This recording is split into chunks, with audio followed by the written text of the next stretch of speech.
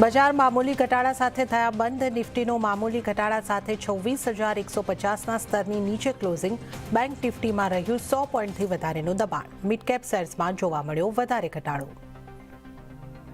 સતત all time high પર સોના અને ચાંદીનો ભાવ યથાવત. સોનું 1,40,000ને પાર, ચાંદીમાં પણ 2,18,000ના ઓલ ટાઈમ હાઈ પર કારોબાર.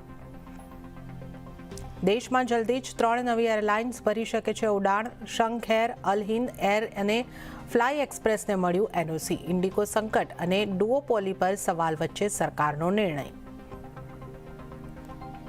ઉદ્ધવ ઠાકરે અને રાજ ઠાકરે ચૂંટણી માટે ભેગા થયા. ઉદ્ધવ ઠાકરેએ કહ્યું, દિલ્હીમાં બેઠેલા લોકો મુંબઈ તોડી રહ્યા છે. રાજ ઠાકરેએ કહ્યું, મુંબઈનો મેયર મરાઠી જ હશે.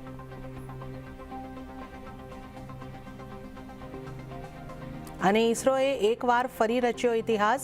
ભારત અંતરિક્ષ મિશનનું સૌથી ભારે પેલોડ લોન્ચ કર્યું. સૌથી પાવરફુલ રોકેટ LVM-3 M6થી અમેરિકાનો commercial satellite blue bird block 2 launch.